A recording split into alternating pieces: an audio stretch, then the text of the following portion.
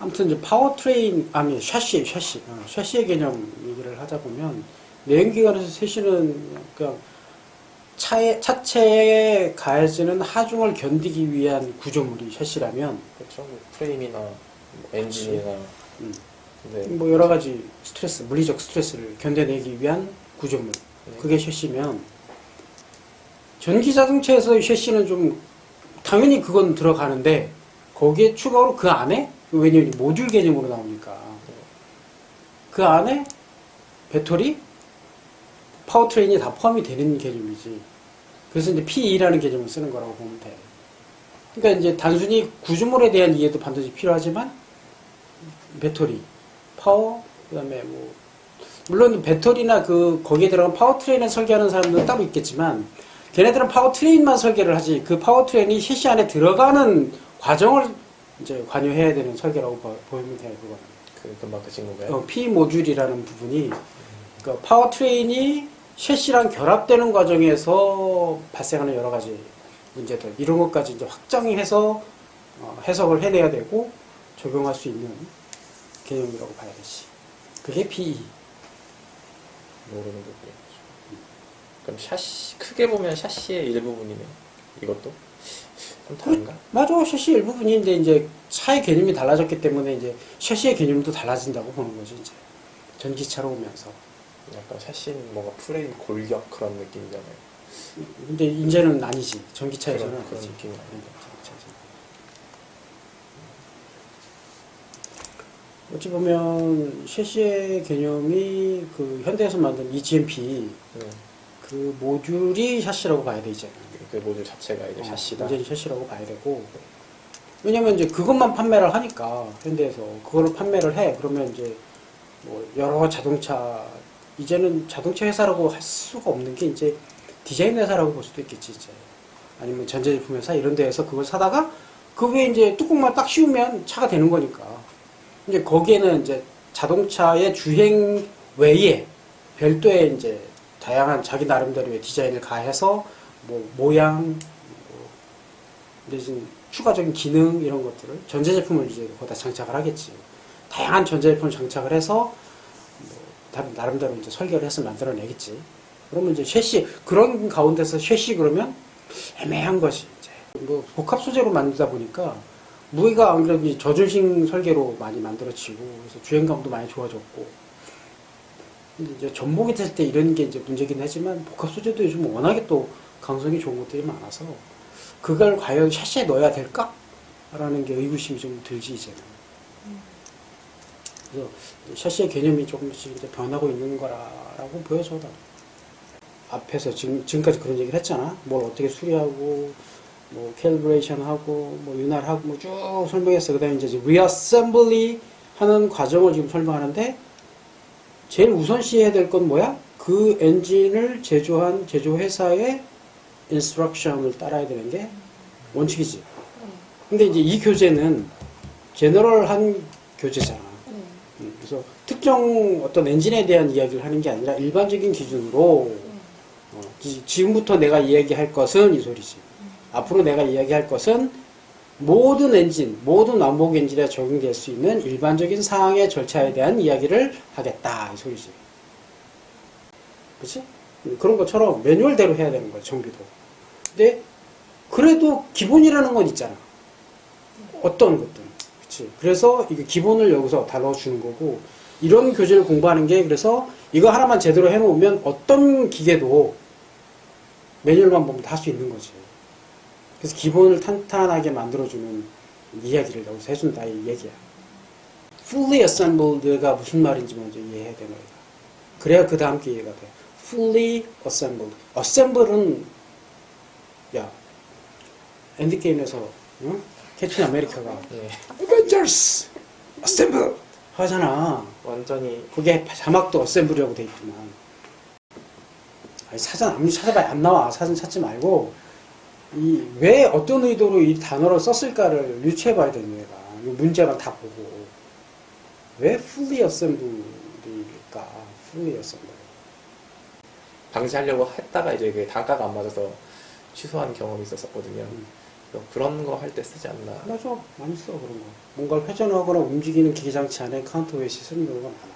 그러니까 덜덜거리는 걸 잡아주기 위해서. 진동도 생기지만 그 진동이 생기는 이유가 무게중심 이동 때문이거든. 뭔가 기계가 움직일 때 무게중심이 바뀌잖아. 이게 그 무게가 너무 커서 조금씩 움직일 때마다 기계 전체가 움직이기도 하고, 아니면 빠른 이동으로 인해서 충격이 생기기도 하고 진동이 생기기도 하고. 이걸 줄여주려면 무게중심 이동하는 양만큼 반대쪽에 반대 무게가 있어야 되지. 그래서 그 왕복 엔진도 크랭크 축이 서로 교대로 움직이잖아, 이렇게. 네. 그치? 실린더가 4개다. 그러면 물론 이게 가끔 이제 홀수로 만들어지는 엔진도 있긴 한데 거의 대부분 짝수로 만들어. 그래야지 하나가 내려갈 때 하나는 올라가고 이래야 서로 상쇄가 되니까. 근데 이렇게 되지 못하는 여러 가지 부품들이 있어. 뭐 대표적인 게 이제 우리가 흔히 보는 것 중에는 엘리베이터에도 있어. 자, 엘리베이터 봐봐. 건물이 있지. 사람이 가득 차 있는 물건이 갑자기 고속으로 위로 올라가야 돼. 네. 그러면 진동이 생기겠지. 네. 이걸 반드시 잡아줘야 되거든. 그래서 이거 올라갈 때 내려오는 카운터웨이트이 있어. 어마어마한 무게. 자, 여기서 위에서 말하는 fully assembled라는 단어의 fully가 무슨 뜻이냐면 내가 분해한 부품 그대로 다 조립을 했을 때라는 뜻이야. 교체 없이. 중간에 부품을 교체하는 상황이 벌어지지 않고 그대로 조립한다라는 거지. 그러니까 리컨디셔닝을 해서 그대로 완전히 조립을 했을 때 그 얘기야.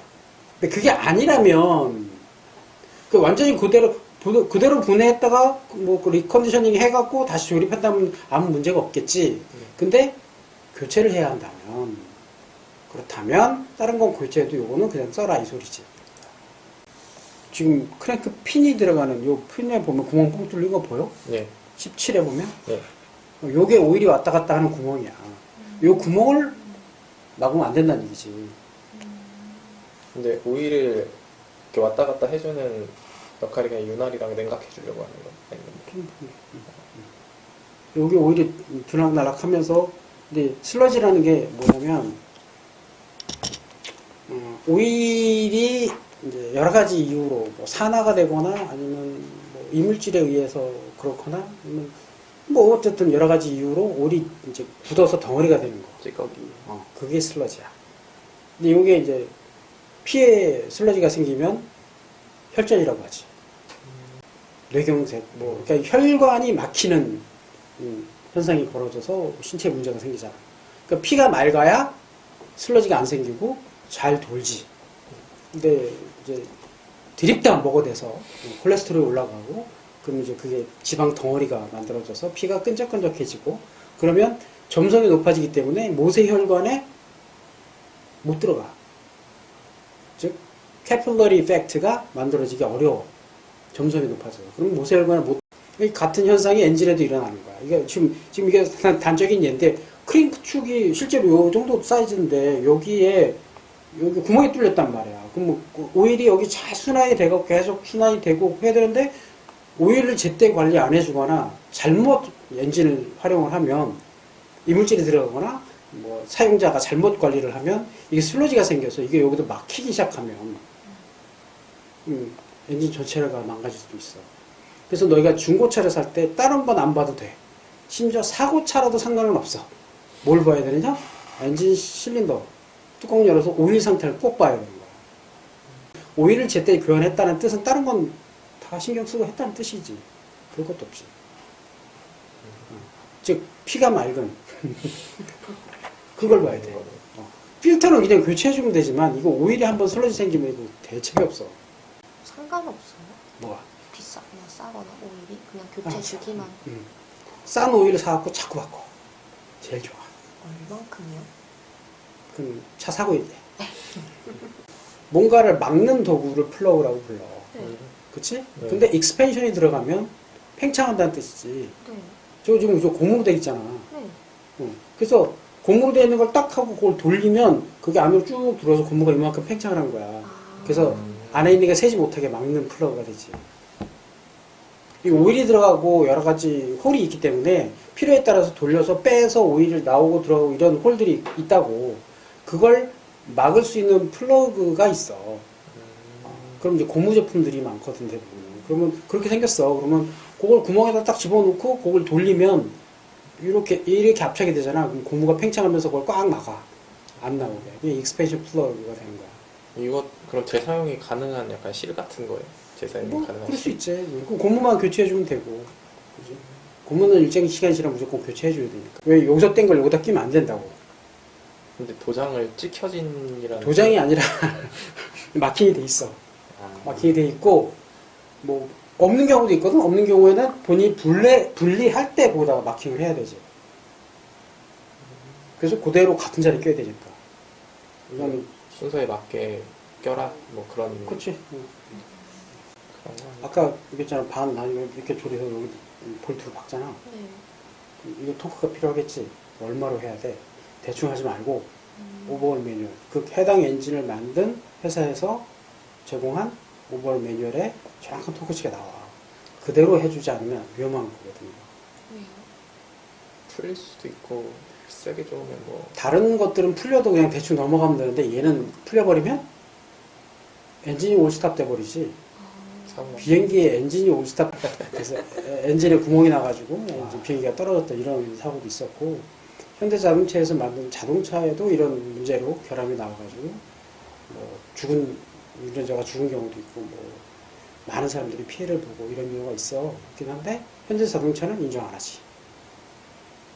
이거 인정해버린 순간 다른 거 다 바꿔줘요. 어마어마한 손실이 오거든. 인정 안 해. 법정 분쟁으로 계속 끌고 있는 거지. 현대가 잘 만들어도 본인이 정비소를 잘못 선택해서 이런 경우도 있어, 실제로.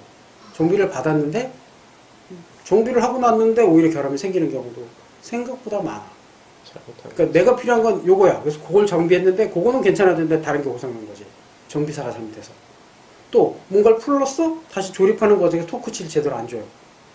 그래서 바퀴가 빠지고 브레이크가 터지고 사소한 가전제품부터 자동차 말할 것도 없잖아 이건. 그렇지. 정비 제대로 못 받으면 뭐 심한 경우에 사고도 나지만 그렇지 않은 경우는 안 써도 되는 돈을 써야 되는 상황도 많이 벌어진다고 실제로. 뭐 극단적인 사례를 내가 얘기를 하는 거지만 흔한 일이야 진짜로. 근데 수술을 안 해도 되는데도 불구하고 수술을 하는 경우도 꽤 많고 맞아요. 의사 잘못 만나서. 그치? 그래도 수술을 해도 의사가 실력이 없어갖고 더 고생을 하거나 두 번 수술하거나 이런 경우도 꽤 많아. 더 망가져가지고 이게 메케닉하고 개념이 같은 거야. 실력 있는 사람을 만나느냐, 어느냐에 따라. 하다못해 있잖아. 수술을 해서 꼬맨 자리를 딱 보면 그 사람 실력이 나아 보여. 아까 내가 슬러지 얘기하면서 뭐 혈액 얘기했잖아. 그런 것처럼 자동차의 여러 가지 문제점, 내가 다루는 기계를 보면서 내 몸도 생각할 수 있는 거야. 그럼 내가 찾아가는 정비사를 믿을 수 있느냐 없느냐를 보는 것처럼 의사도 같은 관점으로 볼 수 있다는 거지. 이런 상황에서 어떻게 얘기를 하는지를 보면 저 사람이 사기꾼인지 진짜 의사인지 인수를 하는지 상수를 하는지 구분할 수 있어야 된다는 거지. 그런 것처럼 그러려면 내가 그거 분야에 대한 지식이 있어야 된다는 거야. 그렇게 보면 가늠이 된다. 그래서 너희가 지금 젊은 시절에 경험하고 배워야 하는 것들이 정말 중요한 것들이 많은 거지. 요게 리프트예요. 옛날에는 그냥 금속 덩어리였는데 금속 덩어리니까 퉁 치면 얘를 그냥 퉁 때려갖고 이게 깨지고 망가지고 이런 경우가 많아서 이것도 왜냐면 고속으로 회전하면 아무리 캠이 뭐 붙어서 돌기는 하나 이게 스프링으로 밀기 때문에 밀었다 놓고 하는 과정에서 이걸 때리는 현상이 벌어져서 충격이 발생을 해. 이거 깨질 수도 있어. 그래서 충격을 흡수시켜주기 위한 목적으로 이 리프트 안에를 아까 같이 비게 만들어서 오일이 들어가. 그래서 늘었다 줄었다 해. 얘가. 그래서 힘을 전달하기도 하고 예를 들어서 이게 튀어나온 부분이 아니라 움푹 들어간 부분 들어가면 얘가 이렇게 밀려오잖아. 밀려왔다가 왔다 갔다 하는 과정에서 약간의 틈이 벌어질 수도 있어. 이 틈이 벌어질 때 왜냐면 고속으로 회전하기 때문에 그래. 그럼 고속으로 회전할 때 얘가 돌아오기 전에 얘가 돌아가 버리면 충격 공간이 발생을 하고 공간이 발생하는 때 얘가 빨리 들어와서 때려버리면 여기 깨지지 잘못하면.